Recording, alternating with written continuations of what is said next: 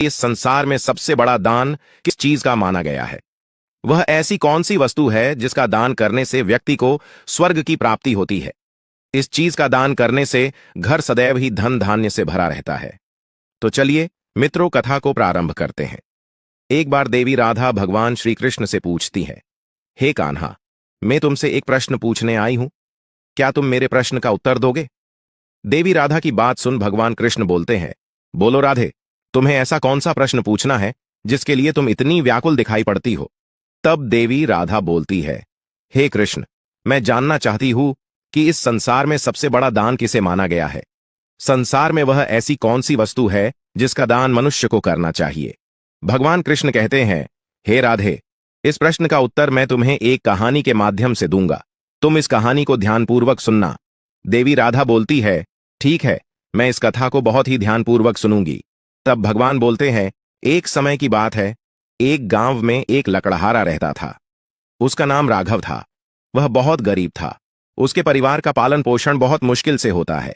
जिस दिन राघव की लकड़ियों की बिक्री होती थी, उसका परिवार उसी दिन भोजन कर पाता था। राघव की पत्नी यशोदा उसे बहुत समझाती थी, हे स्वामी, आप शहर जाके कुछ काम क्यों नहीं करते? आपके इस काम के कारण हमारे घर का खर्च भी नहीं चलता है। बहुत मुश्किल से भोजन कपड़े नसीब होते हैं। आप क्यों इसी गांव में काम कर रहे हैं? शहर जाके कोई बड़ा काम करिए जिससे हमारे घर में रोज भोजन पक सके।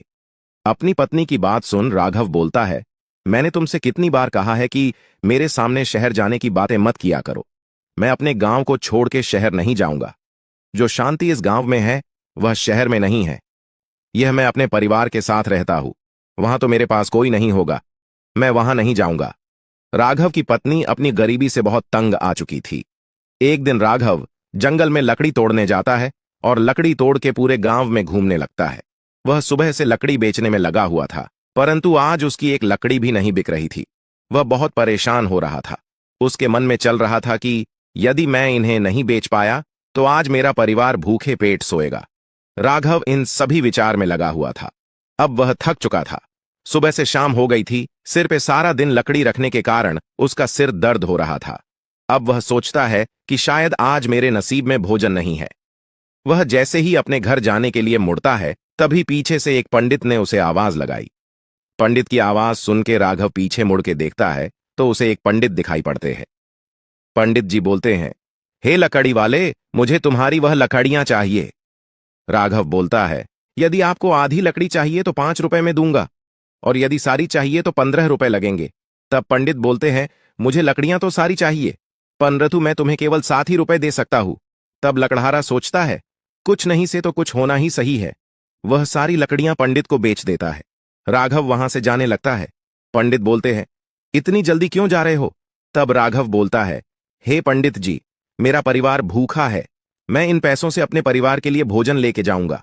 तब पंडित बोलते हैं, हे, वैसे मैंने तुम्हें पूरे पैसे तो नहीं दिए हैं, परंतु मैं इन पैसों के बदले में तुम्हें भोजन करवा सकता हूं। यदि तुम चाहो तो तुम रोज मुझे आधे दाम में बेच दिया करना। उसके बदले में मैं तुम्हें रोज भोजन दे दिया करूंगा। तब राघव सोचने लगता है, यह तो ठीक है, मेरा रोज का एक ग्राहक हो जाएगा। तब राघव पंडित जी की बात को मान लेता है और भोजन करने पंडित के साथ चला जाता है। राघव भोजन करके अपने घर पहुंचता है। उसकी पत्नी उसे पूछती है, आज अपने इतना समय कहां लगा दिया? चलिए आज की कमाई मुझे दे दीजिए।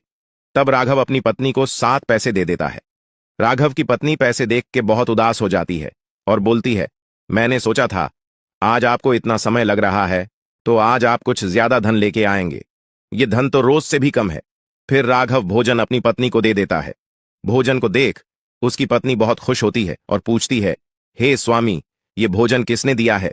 तब राघव बोलता है, आज मैं एक सौदा करके आया हूं। मैंने एक पंडित के साथ सौदा किया है। मैं रोज रोज पंडित जी को अपनी लकड़ियां आधे दाम में बेचूंगा, जिसके बदले वह मुझे भोजन दे दिया करेंगे। तब यशोदा बोलती है, यह तो बहुत अच्छा विचार है। फिर अगले दिन राघव जंगल से लकड़ियां काट के पंडित के पास चला जाता है। पंडित भोजन करने बैठ रहा होता है। तभी वहां राघव आ जाता है और पंडित जी से बोलने लगता है, यह लीजिए आपकी लकड़ियां। तब पंडित बोलता है, मेरे पास आज पैसे नहीं है। तब राघव बोलता है, कोई बात नहीं, आप मुझे भोजन खिला दीजिए। पंडित राघव को अपनी भोजन की थाली दे देता है और खुद पंडित भोजन नहीं करता। फिर अगले दिन राघव जंगल में लकड़ी काटने के लिए जाता है। तभी उसे एक घना पेड़ दिखाई पड़ता है। उस पेड़ की टहनियां वह तोड़ने के लिए पेड़ पे चढ़ जाता है। राघव जैसे ही एक डाली कटता है, वह डाली टूट करके साधु के ऊपर गिर जाती है, जिस कारण उस साधु की तपस्या भंग हो जाती है। वह साधु बिना कुछ सोचे समझे ही श्राप देने लगता है कि जिस किसी ने भी मेरी तपस्या को भंग किया है, वह कुत्ते के रूप में बदल जाएगा। साधु का श्राप सुन राघव रोने बिलखने लगता है।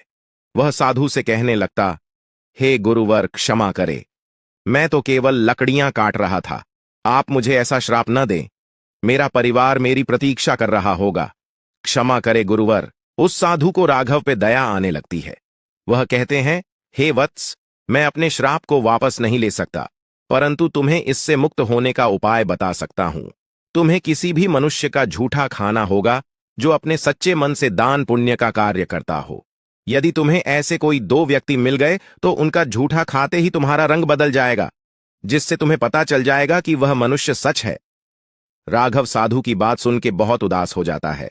वह सोचने लगता है, इस संसार में तो बहुत सारे दानी होंगे, मुझे इस रूप से जल्दी ही मुक्ति मिल जाएगी, जिसके बाद मैं बहुत धनवान हो जाऊंगा। यह सब सोचते हुए राघव दानी लोगों की तलाश में निकल जाता है। राघव सबसे पहले उसी पंडित के पास जाता है जिसने उसे भोजन दिया था। पंडित भोजन करके उठते हैं तो कुत्ते के रूप में राघव जाके पंडित की भोजन की थाल चाटने लगता है।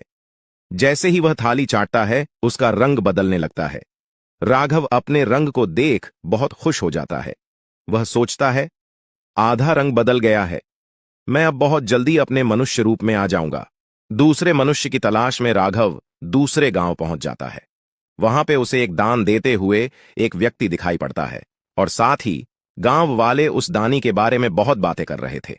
अरे भाई, ये राजू बहुत ही दानी है, यह सदैव ही लोगों को दान देता रहता है। कपड़ा, भोजन, जरूरत का सभी यह लोगों को दान में देता है। राघव गांव वालों की सारी बातें सुन रहा था। वह उस राजू का झूठा खान के लिए उसका पीछा करता है। जैसे ही वह राजू का झूठा खाता है, उसे शरीर के रंग में कोई भी बदलाव नहीं आता है। राघव बहुत हैरान परेशान हो जाता है। कुत्ते के भेष में राघव 3-4 दानी लोगों का झूठा खाता है, परंतु उसे कोई भी ऐसा न मिला जिसका झूठा खाने से वह ठीक हो सकता था। कुछ दिन बीत चुके थे। अब राघव की हिम्मत टूट गई थी। वह सोच रहा था कि अब मैं कभी भी ठीक नहीं हो सकता। चलते चलते राघव एक चौराहे के पास पहुंच जाता है। उसे बहुत ही भूख प्यास लगी हुई थी। वह देखता है ही एक बूढ़ा व्यक्ति चौराहे के पास पानी मटके में भर भर के रख रहा है। जो कोई भी प्यासा आता था वह वहां रुक के पानी पी के अपनी प्यास बुझा लेता था। राघव ने उस मटके में से पानी पी लिया। उसकी प्यास शांत हो गई थी। तभी उसने उस बूढ़े व्यक्ति को भोजन करते देखा। वह बूढ़ा व्यक्ति भोजन करके अपनी थाली को जैसे ही फेंकता है, राघव जाके उसकी थाली में से बचा हुआ भोजन खाने लगता है। राघव जैसे ही भोजन खाता है, वह फिर से इंसान के रूप में आ जाता है। राघव को समझ नहीं आ रहा था कि यह चमत्कार हुआ कैसे। राघव फिर से उसी जंगल में जाता है जहां उसे साधु ने श्राप दिया था।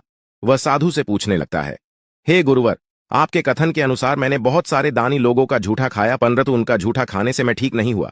दान तो सभी लोग कर रहे थे, परंतु मैं केवल पंडित और उस बूढ़े व्यक्ति के झूठे खाने से ही अपने मनुष्य रूप में आया हूं।